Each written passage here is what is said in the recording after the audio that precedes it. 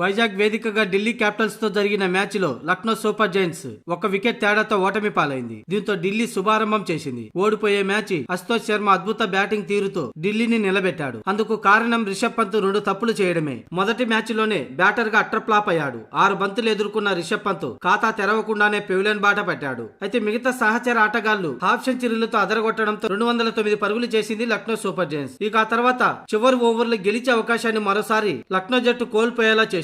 ఆఖరి ఓవర్లో మోహిత్ శర్మను స్టంప్ చేసే అవకాశాన్ని రిషబ్ పంత్ చేజార్చాడు. దాంతో గెలవాల్సిన మ్యాచ్ లో లక్నో సూపర్ జైంట్స్ ఓటమి పాలైంది. లేకుంటే ఢిల్లీ జట్టు ఆల్అౌట్ అయి లక్నో గెలిచేది. ఇలా ఈ 2 తప్పులతో లక్నో ఓటమికి రిషబ్ పంత్ కారణమయ్యాడు. ఇక ఈ సీజన్ కోసం మెగా వేలంలో అత్యధిక ధర పలికిన ఆటగాడుగా రిషబ్ పంత్ నిలిచాడు. గత సీజన్ లో అతడు ఢిల్లీకి నాయకత్వం వహించాడు. అయితే మెగా వేలంలో ఢిల్లీ యాజమాన్యం అతన్ని రిటైన్ చేసుకోవడానికి లేదా కొనుగోలు చేయడానికి ఆసక్తి చూపలేదు. దీంతో లక్నో జట్టు 27 కోట్లు పెట్టి రిషబ్ పంత్ ను కొనుగోలు చేసింది. దీంతో ఐపీఎల్ చరిత్రలోనే అత్యధిక ధర పలికిన ఆటగాడుగా నిలిచాడు రిషబ్ పంత్. అయితే తొలి మ్యాచ్ లోనే అటు బ్యాటర్ గా బిగ్ మిస్టేక్స్ తో గెలిచే మ్యాచ్ అవకాశాలను చేజార్చాడు రిషబ్ పంత్. ఈ క్రమంలోనే రిషబ్ పంత్ పై నెటిజన్లు విమర్శలు వ్యక్తం చేస్తున్నారు. 27 కోట్లు పెట్టి కొనుగోలు చేస్తే ఆడేది ఇలానేనా అంటూ విమర్శలు చేస్తున్నారు. గత సీజన్ లో హైదరాబాద్ జట్టుతో జరిగిన మ్యాచ్ లో ఓడిపోయినందుకు లక్నో యజమాని సంజు అప్పుడు కెప్టెన్ కేఎల్ రాహుల్ పై మండిపడ్డాడు. మరి ఇప్పుడు 27 కోట్లు పెట్టి కొనుగోలు చేసిన నిన్ను ఎలాంటి మాటలు అంటాడో ఊహించుకుంటేనే భయం వేస్తుందని అంటున్నారు. అలాగే మ్యాచ్ ఓటమి తర్వాత రిషబ్ పంత్, గోయంక అలాగే హెడ్ కోచ్ లాంగర్ తో కలిసి